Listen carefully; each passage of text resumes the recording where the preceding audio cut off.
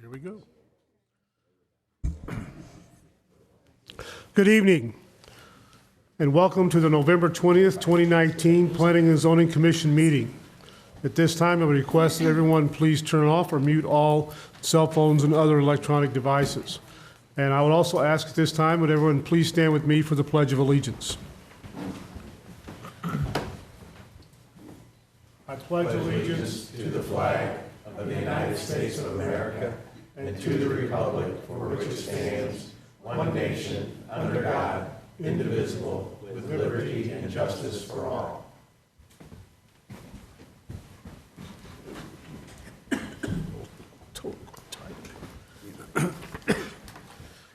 Applications heard during tonight's meeting will be voted on by the Planning and Zoning Commission. The Commission will then make a recommendation on the applications, which will be submitted to the St. Charles County Council for a final decision. The bills for this evening's applications are scheduled to be introduced at the Monday, December the 2nd, 2019 County Council meeting. Applications for preliminary subdivision plats heard during tonight's meeting will be voted on by the Planning and Zoning Commission during the meeting.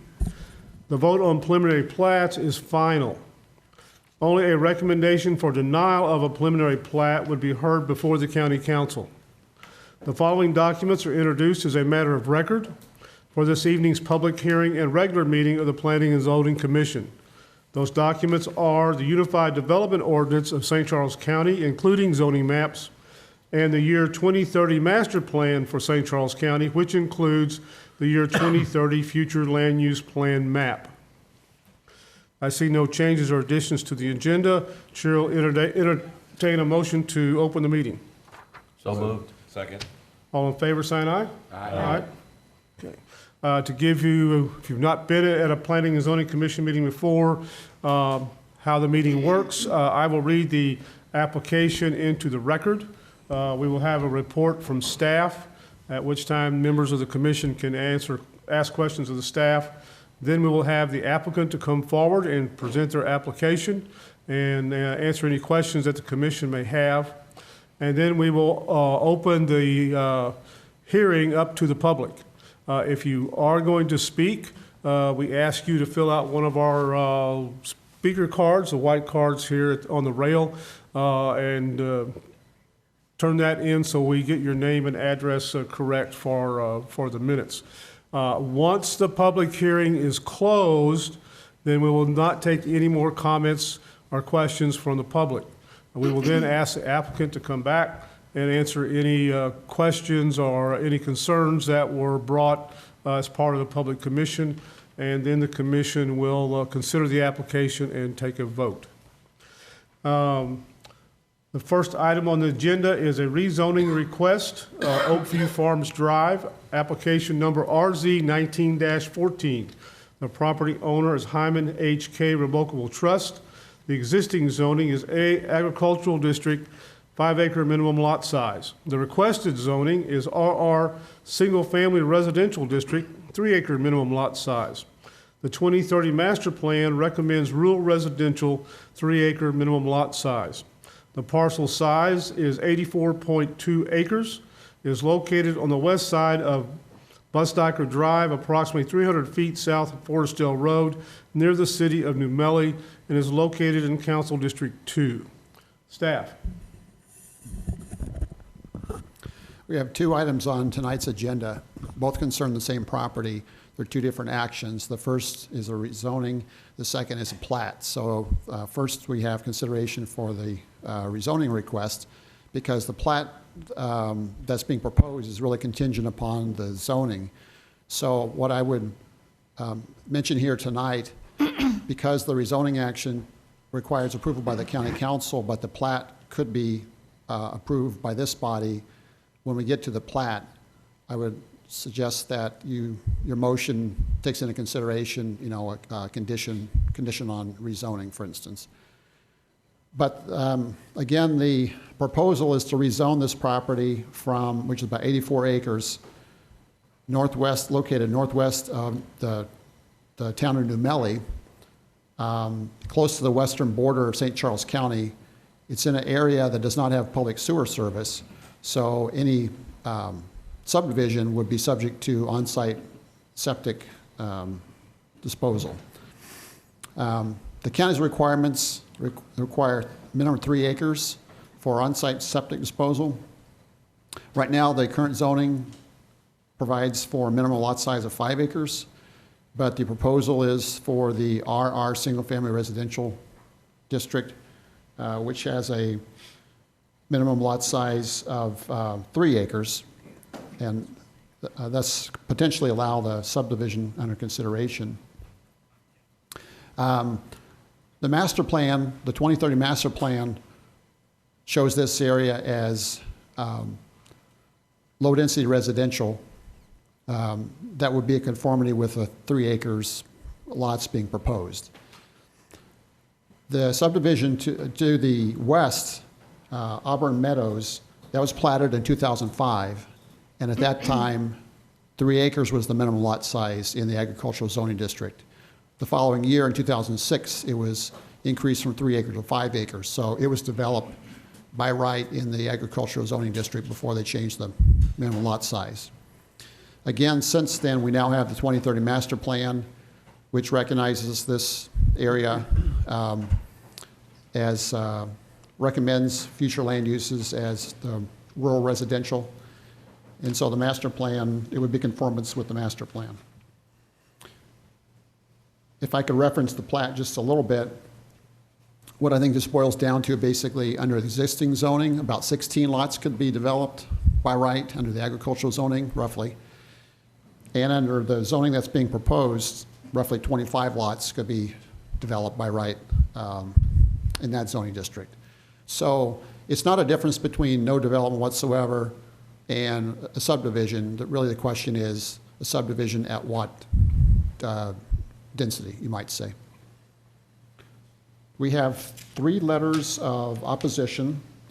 In fact, they're been made part of the online packet.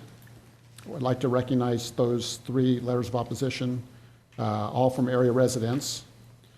And I would state that the Planning and Zoning Division recommends that the Planning and Zoning Commission recommend approval of the rezoning. Any questions for staff? Hearing none, we'll ask the applicant to come forward. Thank you very much. Please leave right here. Do you solemnly swear or affirm that you will tell the truth, the whole truth, and nothing but the truth in these proceedings under the pains and penalties of perjury? I do.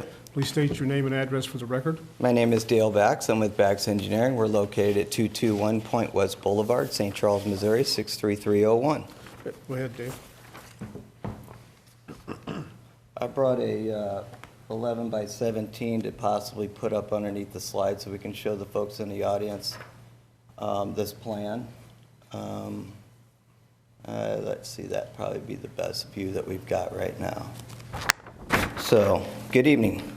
I'm here tonight representing Greystone Holdings. Tim Griffey's in the audience this evening with us.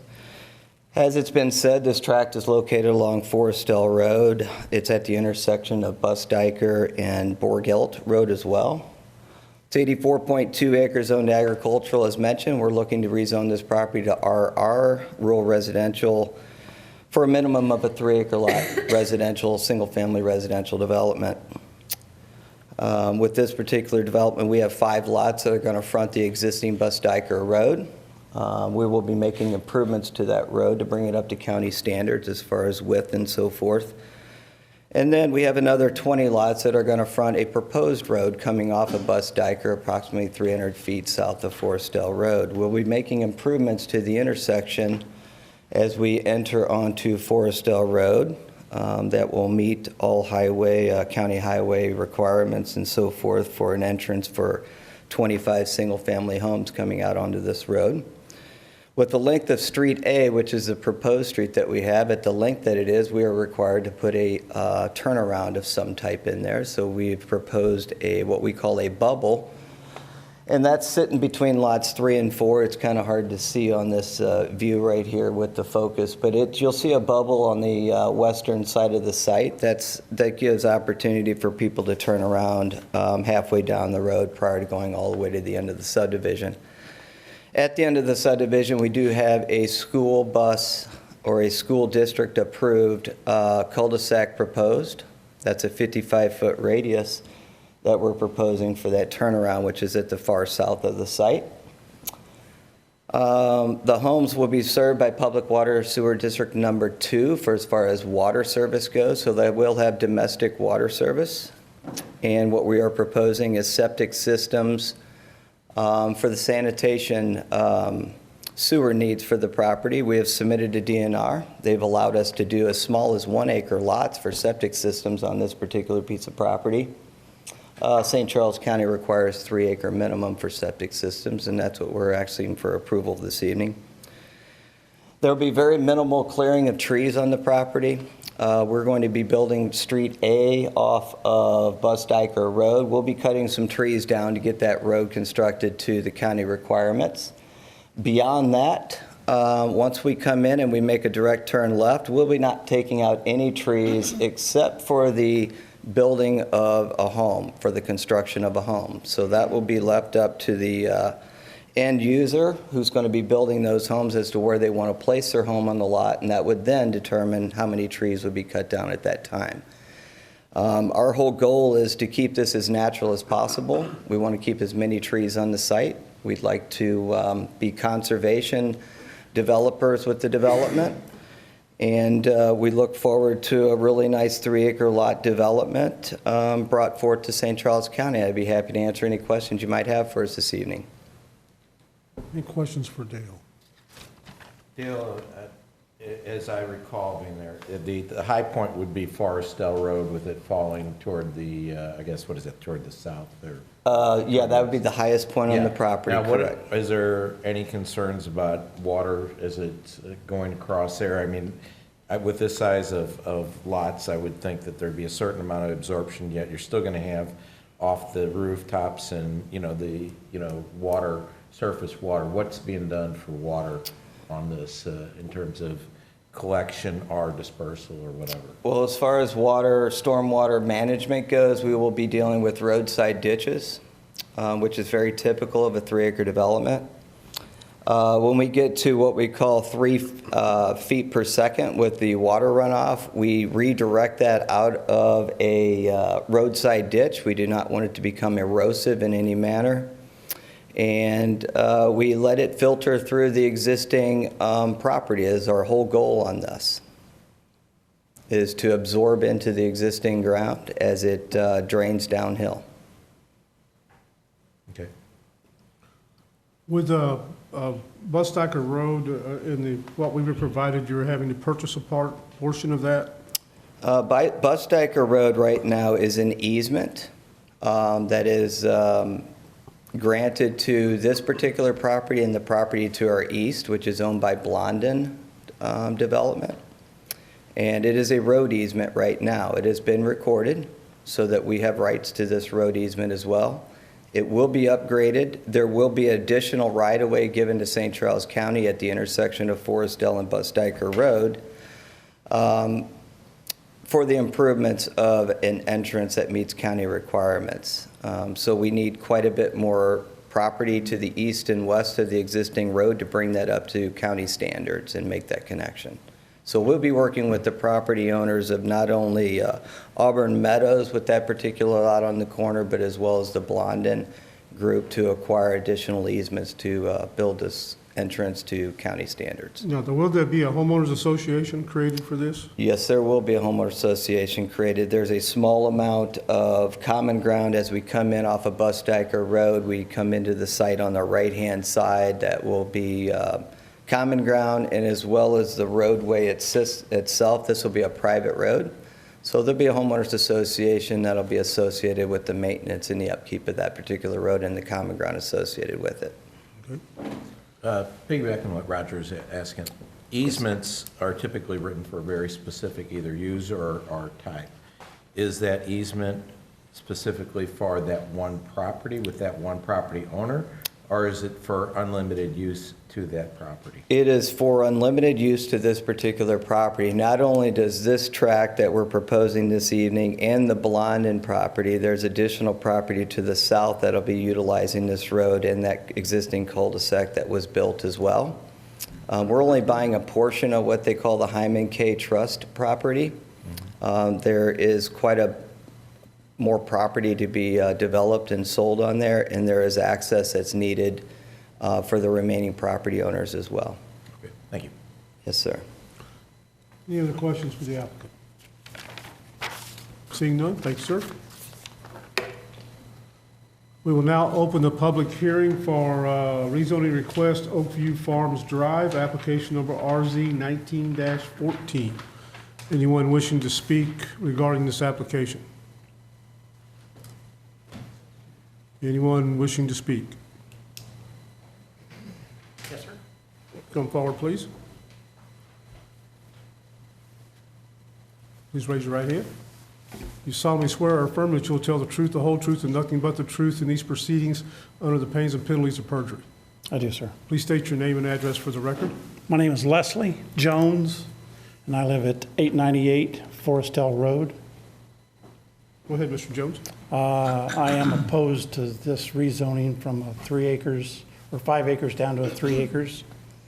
The previous map that held up here shows a lot of trees and drainage, and in my property itself, I do have quite a grade, and where the gentleman indicated that this water absorption, by putting in all these houses and additional roads and taking some of the trees out, is not going to be an absorption problem or a solution. It's a runoff solution, and my homestead is located downstream from this. I do have some concerns that adding an additional 12 home sites to this from a 16 up to 25 is going to put too much runoff. I didn't hear a solution for that runoff other than absorption. I feel that's a bit absurd. Elsewise, the amount of traffic that exists out there on Forestdale Road right now, it is a thoroughfare for sand trucks. In fact, the last couple of weeks, there have been a huge number of 18-wheel rock trucks going up and down the road with caterpillars running all weekend long, I suspect, for this site. I don't think the roadway is designed to sustain this kind of growth yet. If you was to put the infrastructure in place for the additional traffic and then develop into the 3-acre lots, possibly. Maybe the 2030 plan would make sense at that, but with the existing infrastructure we have out there, I don't think that will sustain 3-acre size lots. Thank you for your time. Any questions for Mr. Jones? Okay, thank you.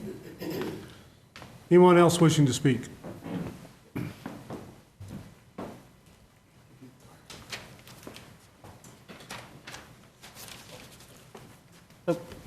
You solemnly swear or affirm that you'll tell the truth, the whole truth, and nothing but the truth in these proceedings done under the pains and penalties of perjury. I do. Please state your name and address for the record. Dave Mewling, 3649 Holt Road. So, and I don't know, can we bring up that other map? Is that possible? The initial one that you brought up? There we go. So my property is the two squares. If you look at subject property, there's a line, yeah, right there. Those two squares right there. And I believe my neighbor who just spoke is right above me. And I guess the two issues that I have that I see the most problem with here is we just had the big rainstorm, what, 2 months ago? And it wiped out my entire driveway, gone. And the amount of water that came down that road that they're talking about developing, from what I understand from Mr. Blondin, was a torrent. It was huge amount of water. And if we look at the neighborhood that's been developed, the 3-acre lot there, they talk about they're not going to take out existing trees. Well, that neighborhood is barren. There's nothing there. So those people brought their homes in, wiped it flat. So you have a bunch of big yards, and that's about it. Until you get to the back, and then I think most of that is bordering on the farmland there is where the trees are. And you can see where the trees have been taken out.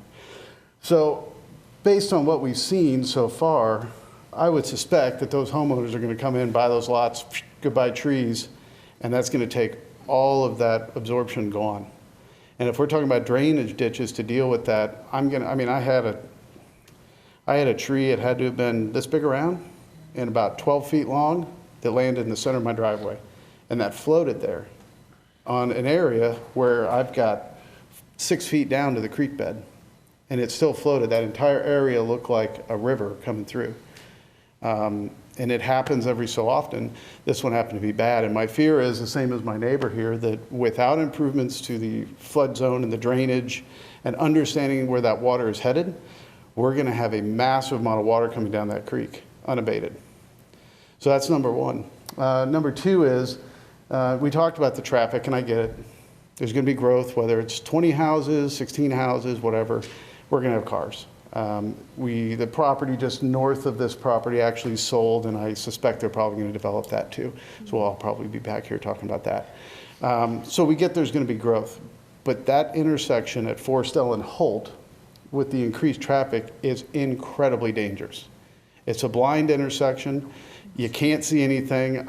We raise Shire horses, big draft horses. They're endangered. And we do carriages that we drive along the road. We ride out there. It's horse country. We've got major barn facilities right there as well. And my wife's almost been hit. My neighbor here, who's shaking her head, she was with my wife. She almost got hit on the horse. The car is doing 60 miles an hour down that road. So we've got a bar down the street at the VFW, and we have a new park that just got put in, New Melly Disc Golf Park, and the traffic has just increased. My other neighbor who's on the lot, it's just where that 6 is, or 3 of the 6, right there, that one that goes up. She's also here. She's had 4 or 5 vehicles flip into her yard upside down. And my other neighbor, who's also back there, who's a horse rider, had one come off and ram into her driveway, take out a bunch of her driveway, and then fly up and, of course, take off. They didn't stop and wait around.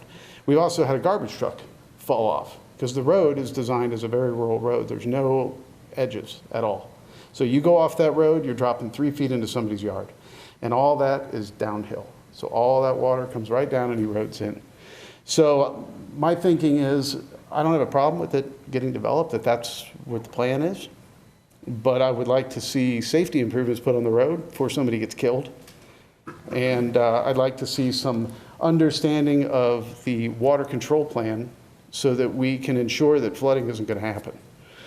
So my father's a land surveyor, has been in Missouri. He's land surveyed every county. He's worked with Holt House and some of the other folks, and he knows this area real well. He did topo maps when I bought it, and he's retired now. And I called him just before I came in here, and he had the same concerns. He said, make sure that water plan is understood, and make sure that those improvements on the road are done, because as traffic comes in, there's going to be more and more problems there. And I would just ask you to go out there and drive up and see what I'm talking about, come off that corner of Holt right there, and I think you'll understand it. Even at the road that they're talking about, that's blind as well. So they'd have to take down a lot of the berm there in order to get visibility, which of course the drainage goes right down into all the neighbors back here's yard. So that would be the only two things that I would ask is, I'd just like to see a plan of, something, not just we're going to build drainage ditches and hope that it absorbs in. Because I'll tell you right now, that flash flood didn't absorb in. It cost me quite a bit of money to fix my driveway too. So, and that was all. If anybody has any questions. Any questions? Thank you, sir. Thank you. Anyone else?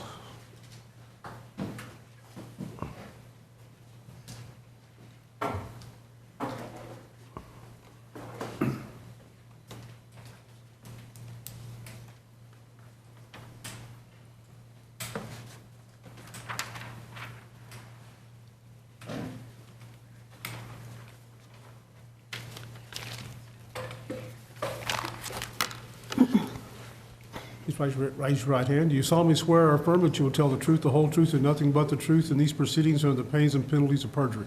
I do. Please state your name and address for the record. My name is Alice Fries Molitor. I live at 1467 Forestdale Road, Forestdale, Missouri. Okay, go ahead. Alice? I'm sorry. Go ahead. I am referring to RZ 1914. I request keeping the existing agricultural district of southwestern St. Charles County in 5-acre minimum lot sizes. As I understood in the plan of 2030 plan years ago, when that all came out and about, that the southwestern section of St. Charles County was considered a historical and agricultural district, keeping the area rural with 5-acre lots. Now, why wouldn't that continue to be so today? I mean, why are they trying to change it? It's definitely not going to help our community as far as I can see. Now, the runoff situation with this proposed 3-acre lot, I have property along Auburn Meadows, and I'm on the west side of this proposed bush digger piece of property and on the south side. Now, I had a lot of bad experience with the Auburn situation over there with the runoff, and it flooded out our private road, and they assured me that that was not going to happen. They were going to control the water supply, the water flow with putting little dams in and what have you. But when it really comes raining, with all those terraces that have been removed and so many houses put in, and there's nothing left for the ground to absorb because the houses and the pavement just, it all has to run somewhere. And on the Auburn Meadows property, which runs onto ours on the west side, I have pictures at home, I didn't even think about bringing them, where it shows that whole hillside is just full of water. It all comes down on us, and it ends up wiping out our little culverts and things on our private road. Now, if this goes in with 3 acres on the bush digger property, again, I am on the west side of that property and the south side. So now here we got all this coming down my way again. And I've experienced what happened over there at Auburn Meadows, and I don't expect anything different over here. So something else has to happen. They promise, you know, that they can control it, but it doesn't work that way.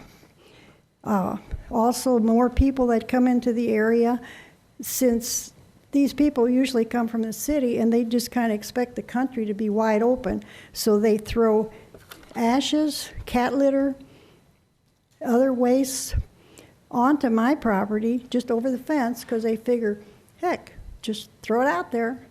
And that's a big problem. But nobody ever addresses those things. We get stuck with that. We got to call the cops, what have you. Kids get onto our property. They walk on our pond when the ice is frozen, and they think that's safe. Well, I mean, if they fall in, I guess they fall in. But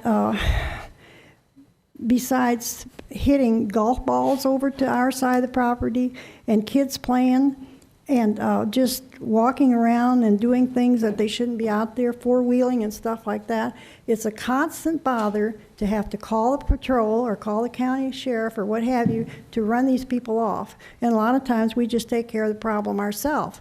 But expecting more people into the area is not going to help our nice, rural, quiet, tranquility, agricultural, rural area. So I'm definitely against increasing the lot size, or decreasing the lot size to 3 acres, but keeping it as it's on the 2030 plan.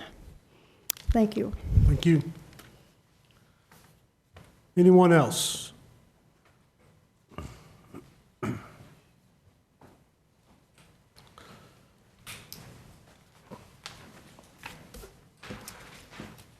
Do you solemnly swear or affirm that you'll tell the truth, the whole truth, and nothing but the truth in these proceedings under the pains and penalties of perjury? I do. Please state your name and address for the record. Nancy Eberastry, 898 Forestdale Road in Wentzville. Go ahead, Nancy. And I received the letter regarding the rezoning as I live within 1,000 feet of the proposed change. So I apologize as I look at my phone where all of my notes are. Sorry. I live within 1,000 feet of the proposed rezoning request on Oak View Farms Drive. I'm here to speak in opposition to the development and rezoning. Over 3 years ago, we were drawn to this area for its rural atmosphere. I love the New Mali area. It's wildlife, 2-lane roads, room for my horses, like my dream place to live in St. Charles County. This was where it was. It really, really spoke to us. We love the agricultural zoning. We love the wildlife. We love looking up and seeing bald eagles. And I have 2 horses. I wanted a safe place for them. I wanted a safe place for me to be able to not only live, but have the grandkids out, enjoy my horses, be able to ride on the roads as needed when I couldn't, cut through fenced properties. We enjoy the peace of the countryside and the acreage that allows for room between me and my neighbors, so we can stay good neighbors. And if we had wanted to live among subdivisions, honestly, we would have stayed in St. Peter's, where we'd been for over 25 years. This area appealed to us. I feel like this zoning change would infringe upon the rights of the current residents, and as we are undoubtedly going to experience further loss of wildlife habitat, much more traffic on Forestdale Road, and the road can't handle it the way it is. And people are driving all the time. It's a 35-mile zone. They're driving 45 at the least. 50 and 55 is pretty common. And to constantly be calling the police, to ask them to come out, is difficult, not only on an overstressed police force, but how fast can they get out there when somebody's whizzing by at 55? 26 homes out there is going to make a huge difference on so many levels. And you've heard previous speakers talk to the water issue, and I'm not so good at that, but I see that there is no infrastructure in place for what these folks want to do. I know for them, it's the almighty dollar. For me, it's where I live. For my neighbors, it's where I live. I'm in a corridor of horse owners on both sides of the road.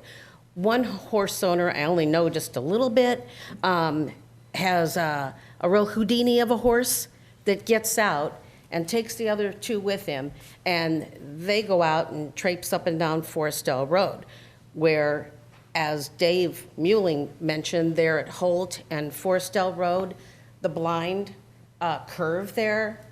We have other blind curves, of course, but you put a 1,000+ pound horse out there and you get one of these yahoos coming down here from that new subdivision or from anywhere else. They're cutting through between T and Z, whatever they're doing. And they hit a 1,000-pound plus horse. They're goners, to say nothing of the horse. And I just think it's going to be too much for our area. Hold on, let me catch up. Nancy, can I ask, how much property do you have right now? Just 6 acres. Okay. I feel like it's going to be an additional burden to the school district, which are already overcrowded. I can't imagine what Daniel Boone School thinks of this. To me, it'd be one more piecemeal breakup of St. Charles County, where it doesn't seem to me that this is structured and organized. The county throws in the subdivision here or there, or the new Walgreens, or whatever it is they want to put in, without thought to any organization or planning. And so it's breaking everything up instead of keeping our rural areas, to me, that I think are really desirable and are a lot of the charm of the area, is to have those rural areas where we can have livestock and our horses. And so I'm being infringed upon, as are my neighbors, by this further development, the possibility of 26 additional homes on 3 acres apiece. I wanted to make reference to the St. Charles County Unified Development Ordinance, Chapter 405, Part 2, Article 2, Agricultural District, Section 405.80A, which part of that reads, statement of intent is that the intent of this district is to provide for agricultural, recreational, wildlife, open space, farming, river-oriented uses and related uses, and to discourage premature and disassociated urban development. The minimum lot size of 5 acres is designed to support agricultural uses and home sites which require proper siting in a rural area. Just wanted to point that out to you as a closing remark, that it seems like what we're doing here, with the possibility of 26 homes in a subdivision and a rezoning of it, runs counter to what we want here in St. Charles County, and to what I see with the development ordinance here. Thank you. Any questions? Okay, thank you, ma'am. Anyone else wishing to speak?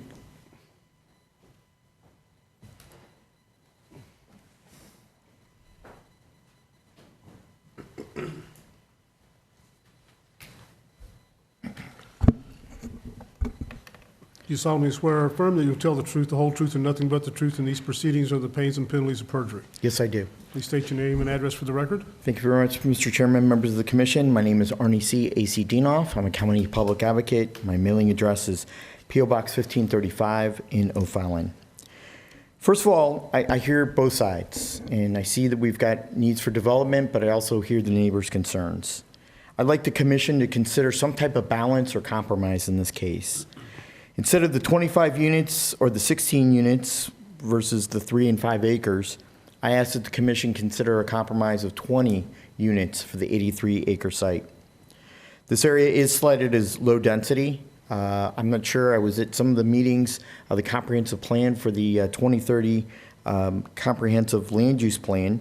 And remind me, Mr. Myers, but what is the dividing line or the roadway? It's not a roadway, but instead it's the watersheds. And so Okay. south of here, pretty close, is Darting Creek.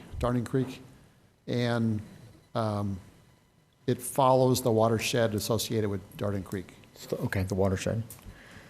So I'd like you to consider the balance of the 20 units per acre. Now, looking at the application from the developer, I have some very serious concerns. There were no staff comments, and that's almost unusual on any application. And hearing the concerns of the residents with erosion and runoff, that should be looked at. So there are no comments, and of course there were no conditions. That's very concerning that we're not looking at our codified county ordinances to make sure that the codified code is being adherence to here. The Forestell Road is a roadway, and there are some public needs there. Public safety should be your number one requirement in this development. There's a need, great need for safety upgrades on Forestell Road in that area. It's a rural road. It's not up to standards of our other county roads for subdivision type activity. Now, as I look through the packet, I don't see any comments from the New Melle Fire Protection District, and that's also kind of concerning. I don't see any letter or any blessing from the Francis Howell School District. I don't see any letter from the Department of Transportation of the Francis Howell School District regarding if the 55-foot radius is good enough to turn around their buses on the property. The applicant mentioned he has approval from the Department of Natural Resources of the state of Missouri. Again, I don't see that letter in the packet or submitted with the application. So how do we know that that's actual truth? Now, when it comes to the retention detention area, in my opinion, there should be a requirement. Our codified code calls for some type of retention and detention. We need smart and responsible development. This is not smart in my opinion. The county codified code is very clear and would require some type of plan of holding the water and best management practices. I don't see in the PRE 19/15 or the rezoning application that that's been submitted, those best practices, or what is the water retention runoff plan. This will reduce eroding and will protect flooding and protect these people who just testified before you that don't want to have their basements flooded, don't want to have erosions or cracked foundations, or have their property values deteriorated.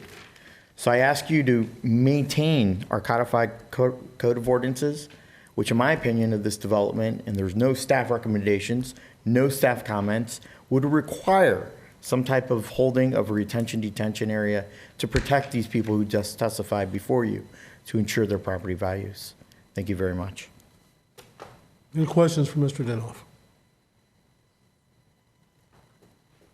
Anyone else wishing to speak regarding application RZ 19-14? Seeing no one, we will close the public hearing. Ask the applicant to come back. Now, I will remind the applicant and the commission, we're only at this time considering the rezoning, okay? The number of lots, the runoff, those issues would be considered under the approval of the plat. That's the next application. What about the runoff issue? We could consider that at the plat. Not now. You can ask me if you want to, but this is just just the rezoning from A to RR. Then the next application is the plat, which says whether we want to approve the plat as presented or not, Or make changes or or whatever. make changes to it. So he wants to. Right, I agree. I agree with what you're saying there, yeah. Any questions for the applicant regarding the rezoning of this 83 acres from A to RR? Okay, seeing none, thank you, sir.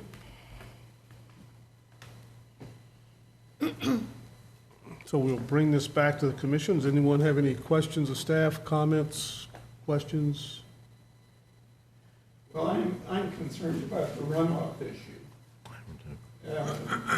Some sort of detention structure should be part of the proposal. That would be part of the plat. That's Okay. the next application. Okay. Yeah. So what we were considering is whether or not to rezone, just to rezone this 83 acres from A to RR. Right. Any questions?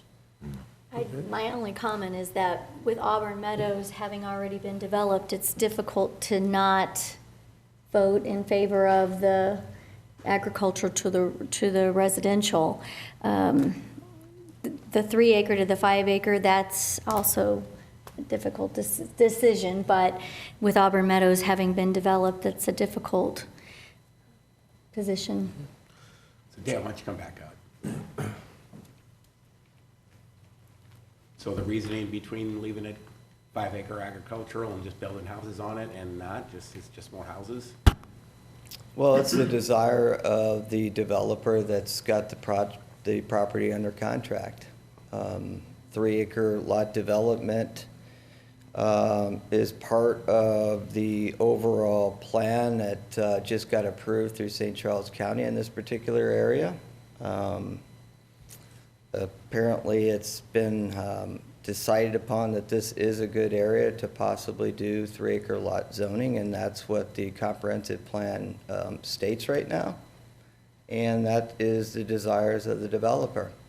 Do they not see a market for 5-acre lots in that area, or?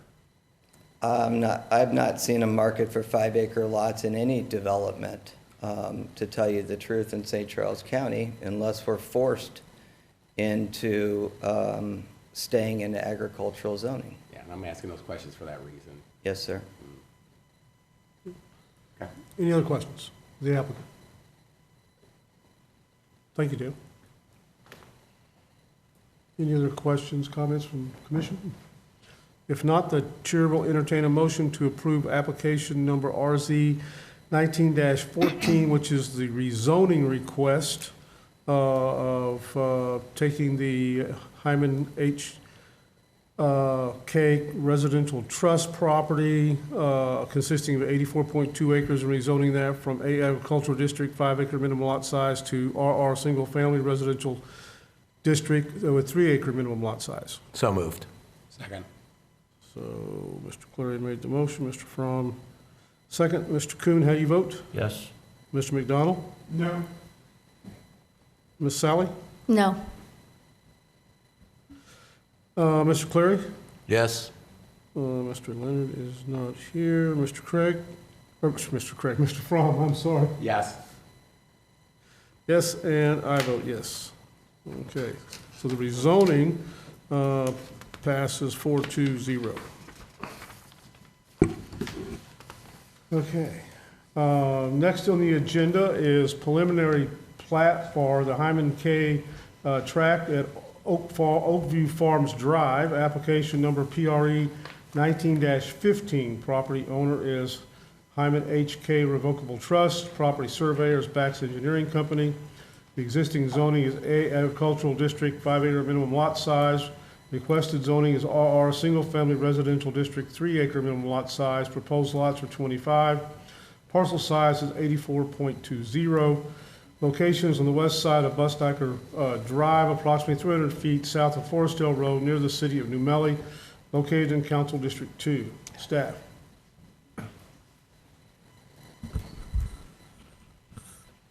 If the screen could be put up. Thank you. Appreciate it. The reason I have this drawing up here first, because it's more conceptual, it's easier to understand, and easier to read than the next drawing, which is a lot more complicated because of the details. But the overall concept is to have 25 lots, again, south of Forestdale Road. And you'll notice that on the top of this drawing, there's a kind of a jagged line, and that's a creek or a draw, you might call it. And so water is going to be inclined to use that rather than go to the east towards one of the earlier speakers' property with the horses, I believe. There's no detention shown in this proposed plat. The reason is it's 3 acres or larger lots.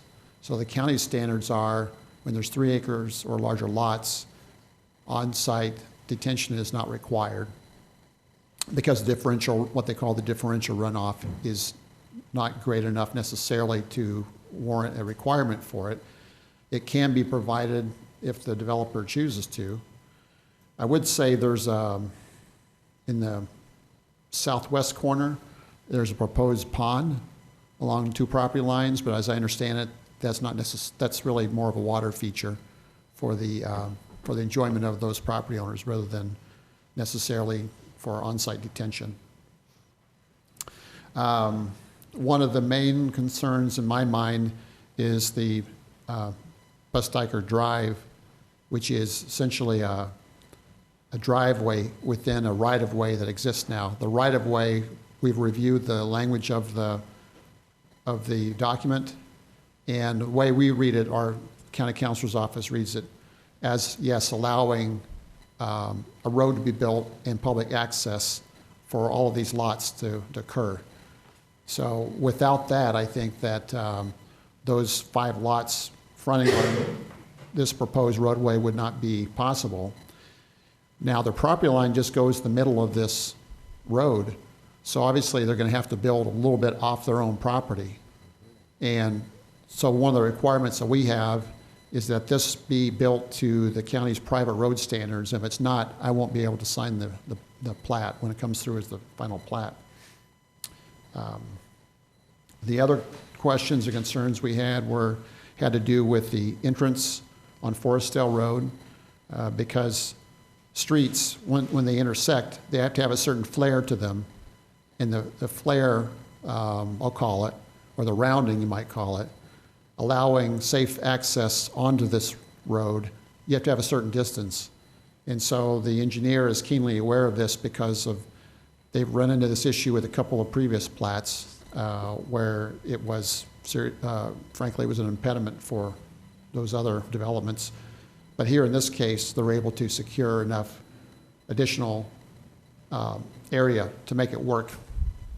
What I mean by the roundings is if you're driving down the road at a certain speed, you don't have to come to a complete stop to make a turn. You know, you could turn onto the roadway without with having to lower your speed only so much, and it's a safety factor. Other than that, I think those are the most salient features.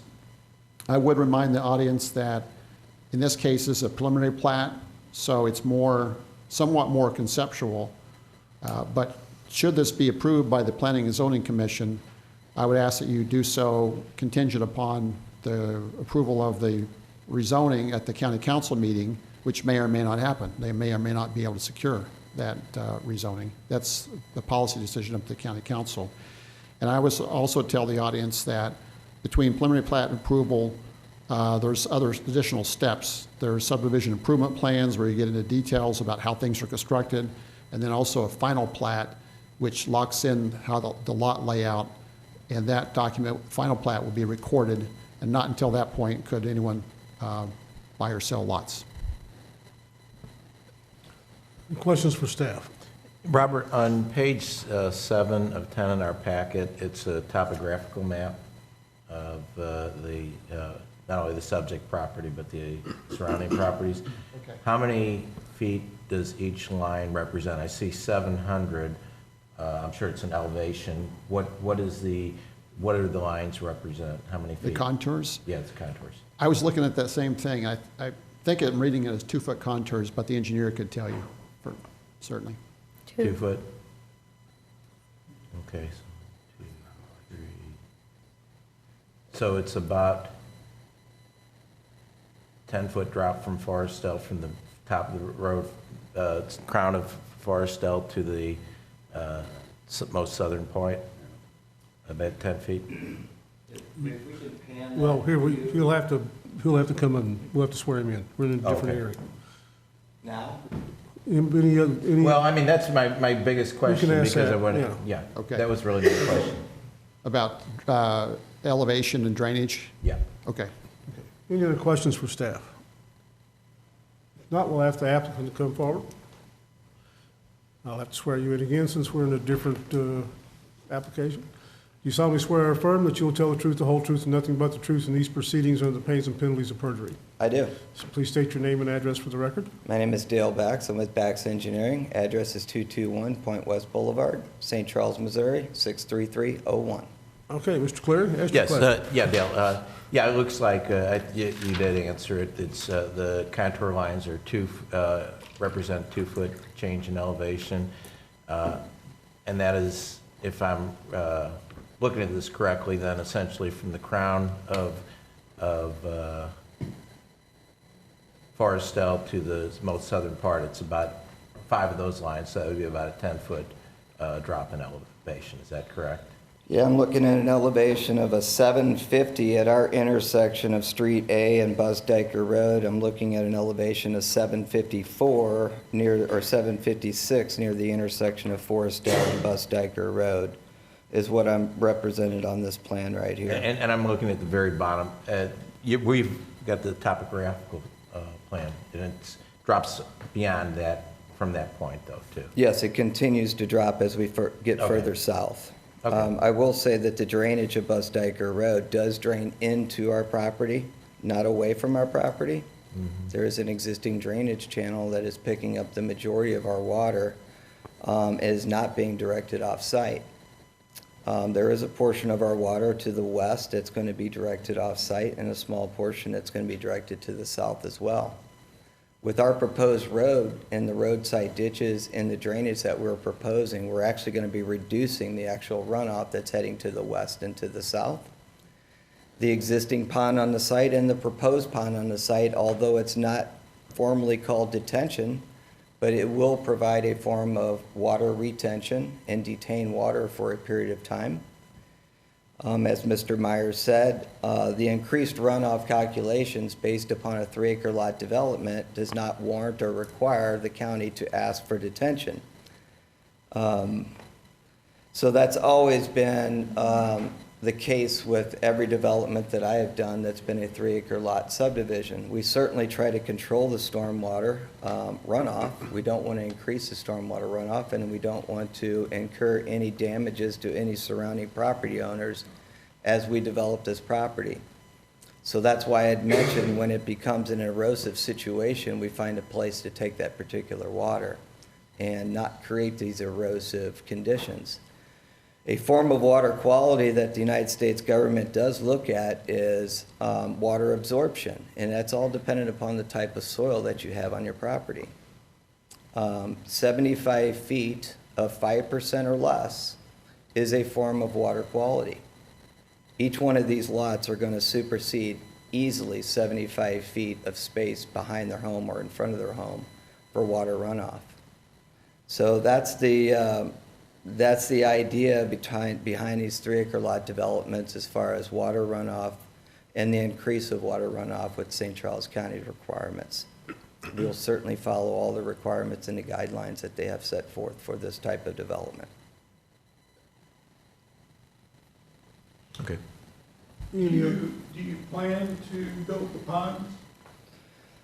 Yeah, the developer would like to build the pond. There's an existing pond sitting between 2 lots now. It's at the most southern end of the site, more towards the eastern side. This pond here is in an area that it would actually be beneficial for us to run some of our roadside ditch water into and retain that water for a short period of time as well. So yes, we plan on building a pond between lots 9 and 10 inside the development. That's the only water features that we have planned at this particular time, but I'm not saying something else could be imposed by the developer at the time we submit construction plans to the engineering department.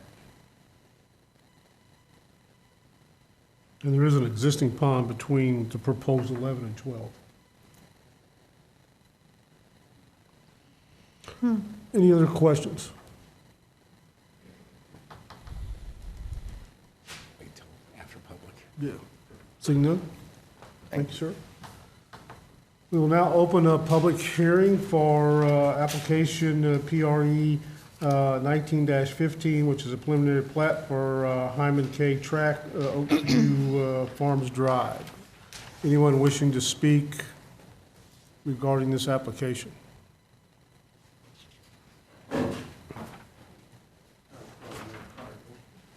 No, you're fine. I just have to swear you in again.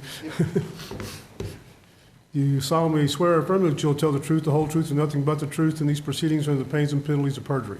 I do. Please state your name and address for the record. Dave Ewing, 3649 Holt Road. Go ahead, Dave. Huntsville, Missouri. Yeah, again, for even on the plat side here, I hear the developer say that everything's in ordinance and with county regulation and all the regulations are followed, but, I ask, has has that lot been checked out? Was he there when the floods took out my driveway, took out my neighbors, and the whole back end of the property was flooded out, looked like a Missouri River going through? My guess is no. And while different restrictions and rules and plans are put in place at the county level, every area is different. Every neighborhood is different. He's expecting them to leave trees. I'm expecting them to do what they did, as Ms. Sales said, and those lots, those other 3-acre lots that were put in, I'm sure they said they're going to keep all the trees there too, and they chopped them all down, which meant flat land, and then they turned on sprinkler systems, because they're nice big homes and people that have money, and they put sprinkler systems in. So not only, and it's city water, so we're not talking well, everybody else has well out there, which the city only goes so far, so you're getting all this runoff, all this new water coming in, all going into the watershed, all coming up. I'm telling you, right now, it doesn't make sense. It doesn't work. And looking at the plat that he's put up here, I'm very concerned about just ditch drainage. Is there a pond? Is there not a pond? Well, we don't know yet. It's up to the developer. Well, okay, what does that mean? What does that mean for us? So, I mean, I get that, people develop, I get that, and I understand that there's going to be neighborhoods in, but if you look at that plat and you bring up the main overlay, the one that I have here, there is farmland for sale in that entire area. And I will bet that the area that's south of me, the area that's west of me, all the area that you see here, all of this is part of those properties. It's all going to get sold, and you're going to see this guy back up here again saying, damn it, I need 3-acre lots. And since we already did it over there, we should be able to do it over here too. And the next thing you know, we're going to have a Fiddlesticks neighborhood, which is a nice little single-family neighborhood in the whole area. And we have a little town of New Melly. We have one little school. We just got a Dollar General. They sell some groceries, like really cheap groceries, but you can get milk there. We have no other improvements. We have a little bar in town. We have a little Mexican restaurant. That's it. I do wonder, the one public advocate brought up things like the fire station district, school district. He's right. None of that stuff is here. I don't understand. We're putting in all these homes. We're talking about this plat. That's 20 some odd homes, 40 families, or 25 families, 28 families, whatever it is. Who knows what that burden is? I don't know. And again, I bring up the safety issue. Unless some improvements are done, it's great that they're going to make the road so that they can cruise in at speed. That's fantastic, but go down 1,000 feet. And those cruising at speed are going to cruise right into my wife, not riding a 1,000-pound horse, riding a horse whose back is here and head is 10 foot in the air, a 3,000-pound horse. I'd hate to see what that does to a family of 4. And when that happens, or when we get flooded out, I'm going to be right back here looking at all you guys and saying, well, the guy promised. He said, they'll take care of it. They'll follow the rules. And it will happen. Some improvements have to be made. And whether it's with you guys or whether it's with somebody else, I don't know. I'm going to have to go find out. And I will, and you'll see me again. And if that doesn't satisfy me, I'll probably run. I got a family of politicians, so I'll have fun with that. But that's all I have to say. So thank you. Thank you. Anyone else? Anyone else?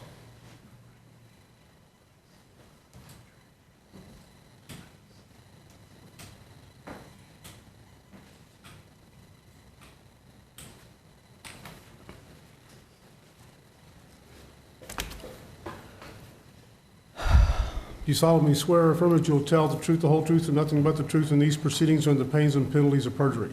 I do. Please state your name and address for the record. Alice Fries Molitor, 1467 Forestill Road, Forestill, Missouri, 63348. And I'd like to talk about this watershed a little bit more. When Auburn Meadows went in, I don't think we were on the ball to really know what was going on. And we objected to the water flow at that time. And now something new is going in, and it borders me on the east side of my property and the south and the west, the north side of my property as well.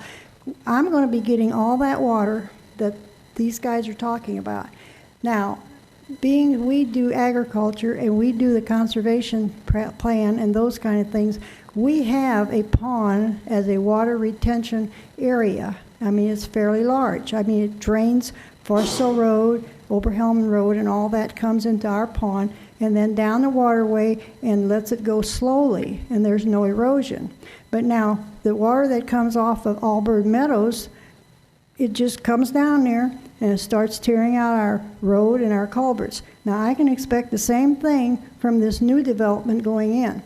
It'll be coming down through the middle part of that development, and then it'll hit our waterway, and then it'll start tearing out the culverts.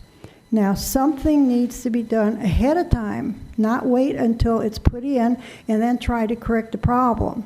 So who is in charge of trying to see that that gets taken care of before it gets bad?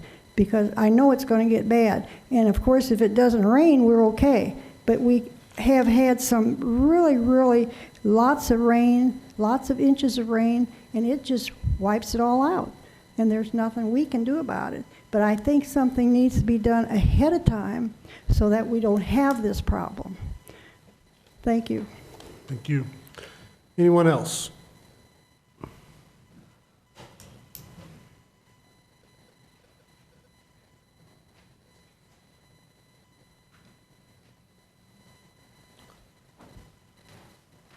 You solemnly swear or affirm that you will tell the truth, the whole truth, and nothing but the truth in these proceedings or the pains and penalties of perjury.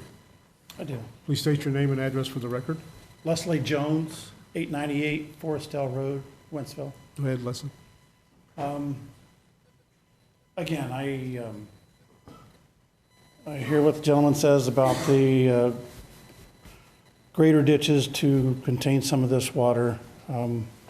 Reference I have for ditches out there are the ones off of Forestell Road, which are about this wide and about this deep. And so water comes into those off these slopes very fast. I don't know how much water that's going to contain when we get a rain of about an inch an hour, which we've had this last summer has been extremely wet. Maybe the 3 acres is not going to be any different than the 5 acres out there, but it's just the amount of land that you're going to clear off to put these houses, hard-packed yards. It doesn't soak in, it flows down the yards. I've seen streams running off my pasture. It's grassland, no trees, it's for horses, but it still runs off at a very fast rate. I would like to see more development on the water issue before you make decisions as far as 3 acres versus the 5 acre platting of this property. Thanks. Thank you. Anyone else?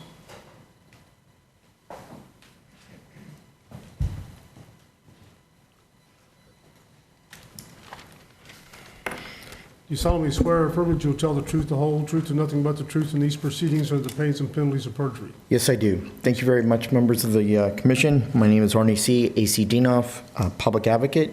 My mailing address is P.O. Box 1535, O'Fallon. My first question to the staff is, has the staff actually physically gone out and inspected and walked the proposed site? It sounds like they looked at a bunch of maps online and with the GIS system that the county owns, but it really doesn't look like we had staff that actually went out to look at the site, what the neighbors are claiming and testifying before you as commissioners.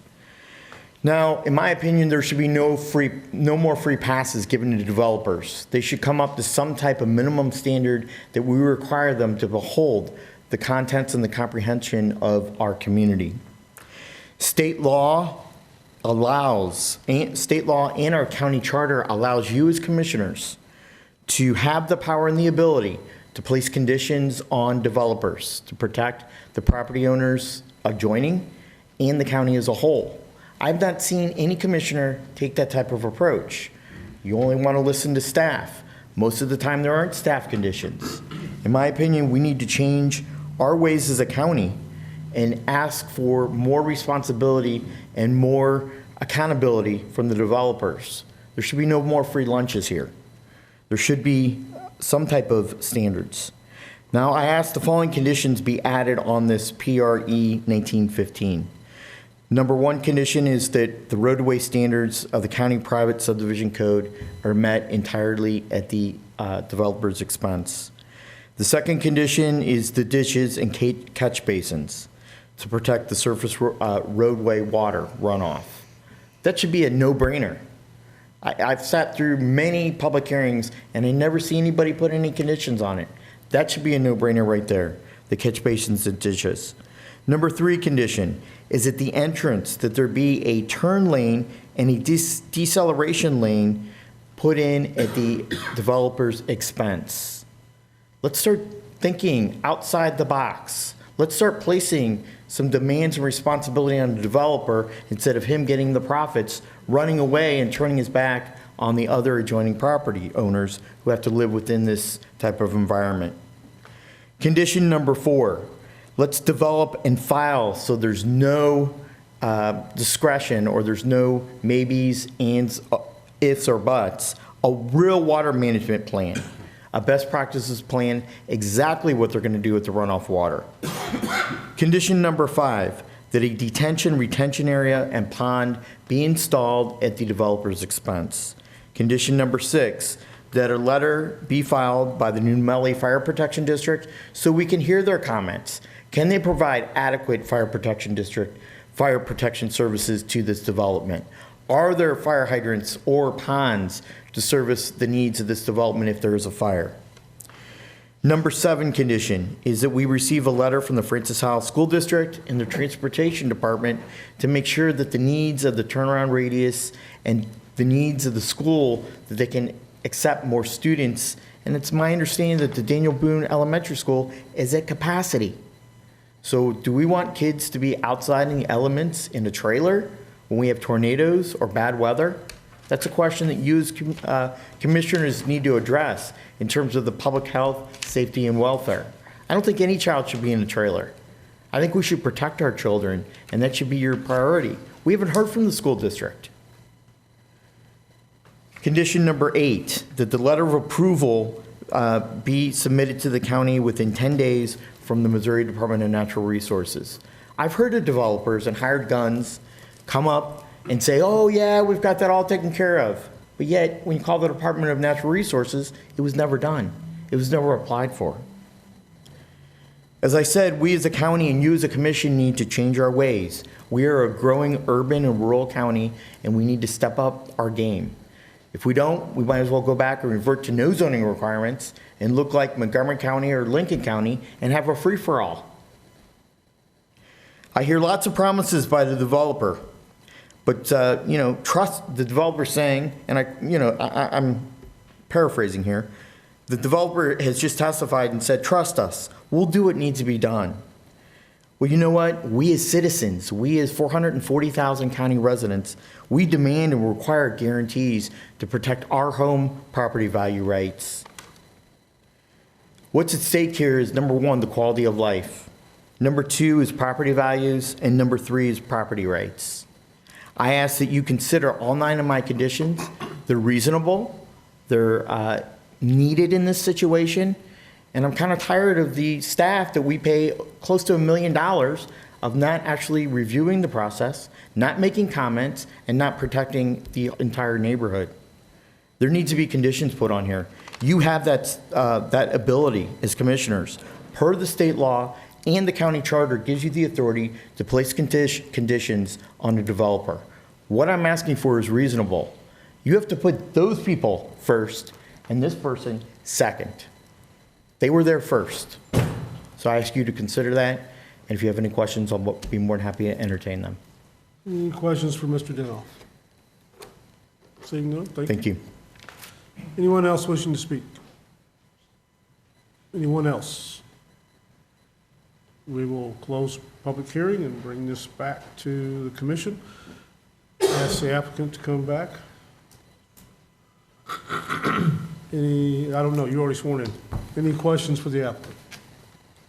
So in terms of the intersection where the easement will, and eventually, I guess, public road will meet Forestell, what type of of improvements are going to be made at that intersection at this point, do you know? Well, what we typically propose is a hard surface entrance, whether it be concrete or asphalt. We're required to design it to two different size trucks to come in and out of this particular property and not cross the center line of either Forestell Road or Bus Dyker Road. So it'll be built at a width that follows those guidelines. And it'll be hard surface, whether it's concrete or asphalt has not been determined at this time. But that's what the surface would be, is a hard surface coming off of Forestell Road. And what about the sight lines? A couple people have mentioned that it's somewhat of a, not right there, but just a bit farther down. There's some blind curves. What kind of sight distances are there? Yeah, there very well could be blind curves, not within our sight line of this particular project. It's a 35-mile-an-hour road. Let's see, a 55-mile-an-hour road requires 465 to the right and 460 to the left. I'm going to say a 35-mile-an-hour road is somewhere around 350 to 360 feet right and left. We do not have any sight line encroachments within this 35-mile-an-hour design speed requirement that we're supposed to be designing our entrance to. We do have a sight line profile that we have submitted to the Planning and Zoning Department to St. Charles County. It meets all the requirements of that particular speed of that road.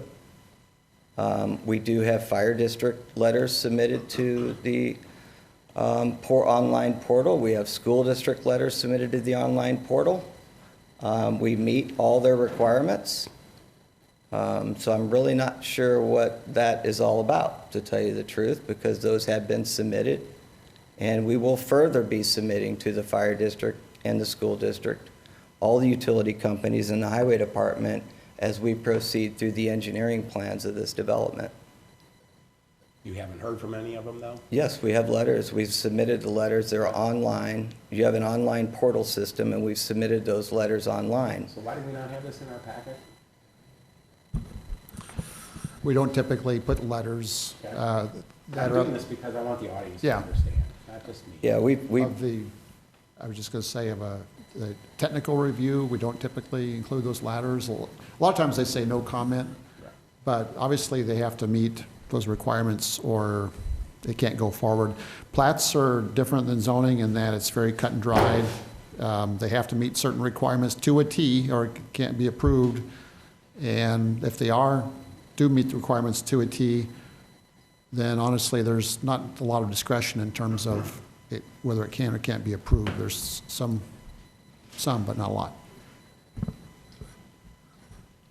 Any other questions of the applicant? Well, I'm concerned about the water runoff, and I know Yeah, too. you're saying that you're actually gonna run the water back onto the property. Yeah, the way, just the topography of the property, the only runoff we have is actually towards Auburn Meadows, and we have a little bit running off to the south, but Is that happening right now? yeah, as Okay. it sits existing today. When we put our road system in, we're gonna be forcing more water to our interior drainage ditch than we are forcing water off-site. So, we do have design criteria. I've said it before that we have to meet with St. Charles County Highway Department with our roadside ditch and our water runoff. I know it's a concern. Anytime you bring new development to a rural area, it's change, and change is difficult. But we do have rules that we have to follow, not only from the local governing authorities, but we have rules set forth by the state of Missouri. You know, we talk about water runoff and absorption. I have to submit all my projects to Department of Natural Resources. They determine what size the lots can be depending upon the area that I'm just developing in. This particular project, Department of Natural Resources deemed that we could actually put 1-acre lots in with septic systems. That's really unheard of. Typically, they would want to see more of a 2.5-acre to a 3-acre lot because of the soil type cannot handle the absorption of the septic field. In this case, they came back and said we could do 1-acre lots. So what that tells me is that we have a very high absorption rate on this particular property. We have to give soil samples to them, one soil sample every 10 acres on the property. And they deem those soil samples and test those and determine what the size lots can be that can handle the septic systems in the area. Many times they come back at higher than 3 acres, sometimes up into the 4 and, well, they never go 5 acres because they'll allow a septic system on 5 acres in St. Charles County. But I have seen some that have came back with studies that you need to have a 4.5 acre lot to handle a septic system. With that case, then we propose 4.5 acre lots for that particular development. This one actually came in at 1 acre, and I do have a letter and I do have correspondence coinciding with that, that we can build a home on 1 acre. So I'm hoping that eases a little bit of the minds, and I know it's probably not going to, but I feel that this property will absorb some of the water. Don't get me wrong, it's not going to absorb 100% of the water. There's no doubt about that. We will have water runoff, but we do not plan to increase the water runoff more than St. Charles County allows us to do so. Any other questions? Nope. Saying none? Okay, thank you. Thank you. We'll bring this back to the commission for consideration. Any questions of staff, comments? Well, I do believe what Dale said is correct in terms of following the guidelines. But I look at again, this topographical map, and I look at all the properties to the east there, and if you superimpose that on the couple of properties, the couple of similar sized tracts right next to it, it's dotted with lakes and ponds because there's obviously the people who live there have some water retention or water runoff problems. So I hear what you're saying, Dale, and I believe it, but I think that there's something more that's got to be done for this particular site to hold the additional water on. I would agree with that.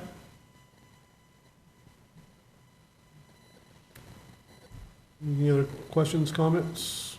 If not, the chair will entertain a motion to approve PRE 19-15, which is a preliminary plat for Hyman K. Tract located at Oakview Farms Drive. Is there a motion? So moved. Makes the motion. Is there a second? I'll second it. Mr. Clary, second. Mr. Fromm, how do you vote? No. Mr. Kuhn? Yes. Mr. McDonald? No. Ms. Sally? No. Mr. Clary? No. I vote yes. The plat fails 2-4. Okay. That concludes. County council. We have no continued items. Mr. Chairman, can you announce when it's going to be, the next public hearing is county council? December 2nd. Monday, December the 2nd was the next county council meeting, so they will take both of these matters for consideration.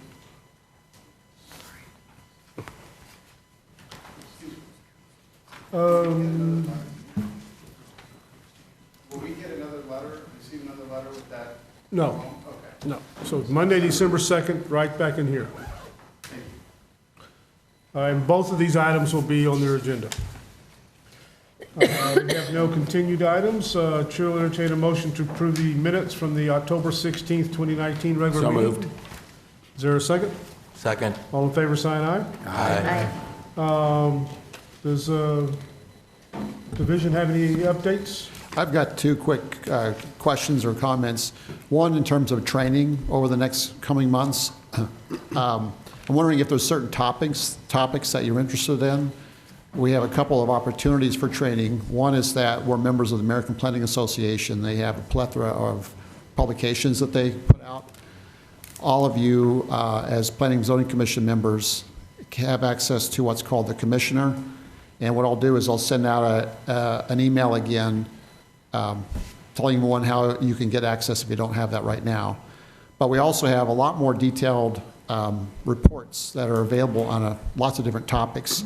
So whether it's tonight or by email, feel free to let me know about what training opportunities or ideas that you would like us to provide you. If you have any, do you have any comments tonight, or you want to just think about it a little bit? Everything. Everything? Okay. I could probably send a list of American Planning Association, their Planning Advisory Service reports on all these different topics. And if you want to have one, we can send it to you digitally now. So that's a possibility. Yeah. The other thing is now, I haven't looked into this very much, but I'm wondering if for 2020, the Planning and Zoning Commission might consider moving back our meetings 1 week or not, just because that would allow additional time for preparing of packets, reports, and et cetera. Moving back, what do you mean, for later in the month? Fourth Wednesday? No, to the opposite. The second Wednesday. And again, I'm not necessarily looking for an answer tonight, and nothing is set in stone. I'm just interested in knowing if you would even consider the possibility of it. I remember that Gary had a specific problem because of his scheduling. He was out of the country a lot, and so there was a scheduling conflict for him. And again, I'm not saying that we necessarily would or would not move the meeting, but I just want to ask if that's a possibility.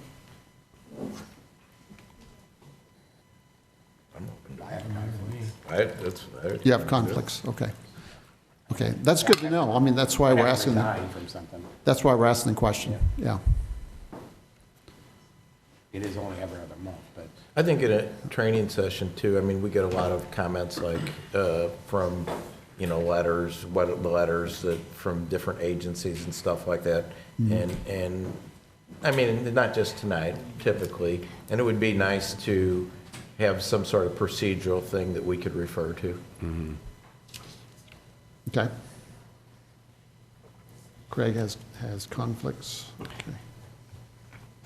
The other meeting's at 6. I could probably rush over here. Yeah. It's in the same area. Yeah. Looks Okay. like my paperboard. Yeah. 3:30 before this. They're pretty quick, too. They usually about 15, about a half hour. Okay, I thought I would just ask the question. I'd actually I like to agree get with it over that. with. I mean, to be honest with their you, the same funds there night. for a reason. Yeah. And to have Yeah. meetings 2 Wednesdays in a row, so it wouldn't- Yeah. it's not that bad. You look at Yeah. it, it's just like. Yeah. Some years are worse for us than others because of what you call a compressed That was a good reasoning. compressed timetable. Yeah. Like, for instance, this December, the county council moved their meetings to the 2nd and the 16th. And so our normal deadline for that meeting was actually yesterday for us to submit all the packets, including the minutes and et cetera, et cetera. But we make it work, but sometimes, some months we do run into a time crunch. Okay. Anything else? No. Next month, we elect officers? We do that in December? I'll check into that, whether it's December or January. I've Is it forgotten, January? honestly. I think so. I don't remember. I think it's January. I don't remember. We'll research that question and get that Has information. there been any movement on replacing our 2 empty positions? They are still actively seeking people to serve. And in fact, I spoke with the county executive's office about this yesterday, and again, they reiterated that they're actively seeking people. Did they define actively? They're calling people. How They're many asking if people they do would. they want me to send them? And where do they need to be? That's their questions. Yeah. There's certain areas, right? Right. Yeah. There's representation from different council districts. Right. And so it needs to be someone Tom, do you want to be from, replaced? I guess it'd be Council District 2. Council District 2 would be Gary's district, Yeah, for instance. Well, no, Gary's was replaced. Miss Sally took Gary's place. Yeah, Oh, I'm sorry. It's District 2. I Ron wasn't thinking. Setley and Yeah. Kevin McBride were the 2 that have not been replaced. Yeah, I'm sorry, I wasn't Plus, thinking we don't have a clearly. county council person. Yeah, we Well, don't. and then they're supposed to, Yes. send a county council member. Have they done that? Do you know? Yeah. No. Okay. No, not that I'm aware. Okay. But yeah, there'll be another council representative and then also 2 additional. Yeah. I think Ron was out in Joe Cronin's, what's that, 1? Is that District 1? I was gonna say, what district, Yeah, council districts are needing to be filled? 2. No, which ones? I'm council district 2. I'm 3. It was 1. one. Ron Sedley was in 1, and Kevin, I'm not sure what district Kevin was in. Looks like 4 and 6. Yeah. 4 and 6, okay. Plus, we have 2 expired terms. Yeah. This is a highly sought. I don't know, honestly, I'll have to look at the map and check for everyone. Anything else? Any more questions? No. If not, Motion to adjourn. all in favor, sign aye. And I'll second that motion.